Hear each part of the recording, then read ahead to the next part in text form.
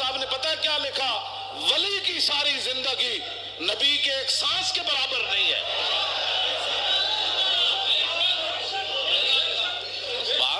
صرف نبی کے بعد امام الانبیاء کے تو خلق سے اولیاء۔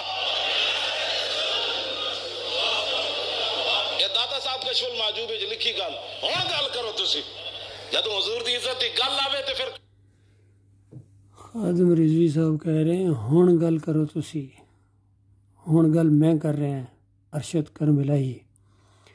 علی اجویری کی کتاب کے اندر میں تم نے یہ تو پڑھ لیا کہ ولی کی ایک زندگی پوری نبی کے سانس کے برابر بھی نہیں، اور جو علی حجویری صاحب نے جس کو تم داتا صاحب کہتے ہو، اس نے سو و شکر کے عنوان سے جو نبی صلی اللہ علیہ وآلہ وسلم کی توہین کی ہے، اور داؤد علیہ السلام کی توہین کی ہے، اور سلمان علیہ السلام کی توہین کی ہے، اس وقت آپ کی آنکھیں بند ہو گئی تھیں۔ اس بے ایمان نے یہ لکھا ہے سو و شکر کے عنوان کے اوپر کہ سو کہتے ہیں کہ جب انسان ہوش و حواس کے اندر ہو، اور شکر کہتے ہیں کہ جب انسان ہوش و حواس کے اندر نہ ہو۔ اور ان صوفیوں کا یہ عقیدہ ہے کہ اللہ تعالیٰ جب بندے کے اندر اترا ہوا ہوتا ہے تو وہ ہوش و حواس میں نہیں ہوتا ہے۔ تو علی اجویری صاحب لکھتے ہیں کہ نظر تو وہاں بھی پڑی جو داؤد علیہ السلام کے اوپر ایک الزام تھا کہ انہوں نے اپنے ایک سالار کی بیوی کے اوپر نظر پڑی تو پھر اس کو سالار کو مروا دیا، اندازہ لگائے۔ یہ آج تورات میں لکھا ہوا ہے، ان کی جو تورات ہے، اور اس کے اندر انہوں نے ایسا جلیل القدر پیغمبر کے اوپر، نبی کے اوپر الزام لگایا کہ داؤد علیہ السلام نے اس عوریہ کو مروا کے اس کی بیوی کو اپنے استعمال میں لے آئے، اور 6 مہینے کے بعد سلمان علیہ السلام پیدا ہوئے، نکاح کے اندازہ لگائیے۔ یہ الزام لگایا تھا یہودیوں نے، اور اسی طرح کا الزام نبی صلی اللہ علیہ وآلہ وسلم کے اوپر لگایا تھا جب زید رضی اللہ تعالیٰ نے اپنی بیوی کو طلاق دی تھی، اور زید نبی علیہ السلام کے منہ بولے بیٹے کہلاتے تھے۔ تو اس عرب کے معاشرے کے اندر منہ بولے بیٹے کی بیوی سے اس کا جو یعنی وہ باپ ہوتا ہے وہ نکاح نہیں کر سکتا، اصلی بیٹا سمجھا جاتا تھا۔ تو اللہ تعالیٰ نے کہا کہ ہم اس رسم کو توڑنا چاہتے ہیں۔ سورہ الاحزاب کے اندر اللہ تعالیٰ نے کہا کہ جب زید نے طلاق اس کو دے دی، اب ہم حکم دیتے ہیں، ہمارا حکم ہے کہ ہم اس کی تمہارے نکاح میں، تمہاری زوجیت میں دیتے ہیں۔ لوگ کچھ کہیں، کسی کی پرواہ نہ کرو، یہی انبیاء کی سنت ہوتی ہے۔ تو کافروں، مشرکوں، منافقوں نے خوب تالیاں پیٹیں کہ یہ بھائی یہ کوئی ایسا رسم توڑنا نہیں تھا، بلکہ اصل مسئلہ یہ ہے کہ ایک دفعہ ننگے ناتے دیکھ لیا تھا، نظر پڑ گئی تھی، تو پھر بیٹے کو کہا کہ تم اس کو طلاق دو اور یہ کرو اور وہ کرو۔ تو یہ وہ معاملہ ہے، عشق اور مشوقی کا معاملہ ہے۔ تو اس علی اجویری نے جس کو یہ دادا کہہ رہا ہے، اس بے ایمان نے، اس گستاخ رسول نے دونوں ان واقعات کو سچا مانا اور کہا کہ بالکل داؤد علیہ السلام کی بھی نگاہ پڑی تھی، لیکن وہ جو تھے وہ حالت سو میں تھے، اس وجہ سے اللہ کی طرف سے ذرا تنبیہ کی گئی، اور نگاہ تو نبی علیہ السلام کی بھی پڑی، لیکن یہ حالت شکر میں تھے، تو یہ گویا اللہ کی نکاح تھی۔ تو فائدہ یہ ہوا کہ زید کے نکاح سے یہ محمد صلی اللہ علیہ وسلم کے نکاح میں آ گئیں۔ تو اللہ کے بندوں غور کرو، اس سے بڑی کوئی گستاخی ہو سکتی ہے؟ یہاں رشدی بھی شرمائے، وہاں وہ جتنے گستاخ رسول ہیں وہ شرمائے، اتنی علی اجویری نے، جس کو داتا صاحب کہتے ہیں، اس نے نبی صلی اللہ علیہ وآلہ وسلم کی توہین کی ہے۔ آج اس کی کتاب کے اندر لکھا، ہر جگہ جہاں سے بھی دیکھو یہ اس کتاب کے اندر یہ چیزیں موجود ہیں۔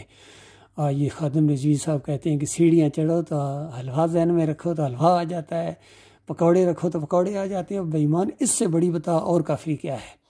اور پھر یہ دیکھو اس کے اندر یہ تقریر کر رہا ہے، اس نے اپنی جیکٹ کے اوپر جوتا لگایا ہوا ہے، یہ نبی کے جوتے کا بچاری، پر جوتا تو اس کے لیے بہت بڑی بات ہے، یہ تو پخانے کا بھی بچاری ہے۔ اس نے کہا نبی علیہ السلام کا پخانہ بھی طیب اور پاک ہے، اور صحابہ شفا حاصل کیا کرتے تھے۔ اس بے ایمان نے صحابہ کے اوپر بھی اس طرح الزامات لگائے۔ اللہ کے بدو، کب تمہاری آنکھیں کھلیں گی؟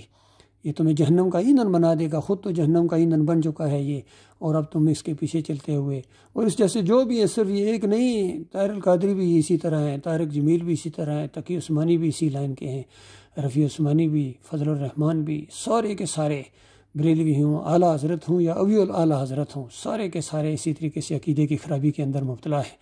سارے نبی علیہ السلام کو پوجتے ہیں، اس پر سب کا اتفاق ہے کہ نبی علیہ السلام قبر کے اندر زندہ ہیں، سنتے ہیں، دیکھتے ہیں، پہچانتے ہیں۔ صرف فرق یہ ہے کہ بریلوی کہتے ہیں ہم پکاریں یہاں آقا سنے مدینے میں، اور کبھی کہتے ہیں دم دم پڑھو درود، حضرت بھی ہیں موجود، اور دوسرے کہتے ہیں نہیں فتاوی نظریہ کے اندر میاں نذیر لکھتے ہیں کہ نہیں، ہر جگہ حاضر ناظر نہیں ہیں، صرف قبر کے اوپر جا کے پڑھو، کیونکہ نبی علیہ السلام نے فرمایا کہ من صلی علیہ عند قبری سمیتہ ہو۔ اس طرح نبی علیہ السلام کے اوپر اس نے الزام لگایا کہ نبی علیہ السلام نے فرمایا ہے کہ جو قبر کے اوپر پڑھے۔ اندازہ لگائیے کہ نبی علیہ السلام کیا زندگی میں فرمایا ہے؟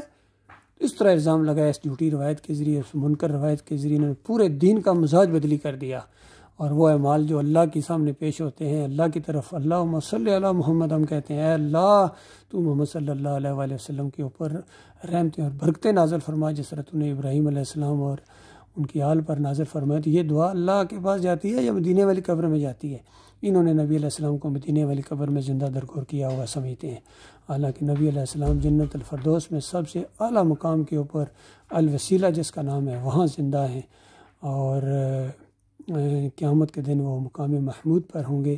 تو یہ قبر کی زندگی یہ شرک کا جڑ ہے۔ یہ جو کہتے ہیں قبروں میں زندہ ہیں، سنتے ہیں، دیکھتے ہیں، پہچانتے ہیں، تو یہ خالص قبر پرستی ہے جو بت پرستی کی شکل اختیار کر گئی ہے۔ بالکل ہندو جس طرح اپنے بتوں کو کھڑا کر کے پوجتے ہیں، یہ اپنی ان قبروں کو لٹا کے مزاروں کے اندر جتنے بھی ہے، مزار بنانا ہی نبی علیہ السلام کی تعلیمات کے خلاف ہے، قبر پکی کرنا ہی نبی علیہ السلام کی تعلیمات کا وہ منکر ہے۔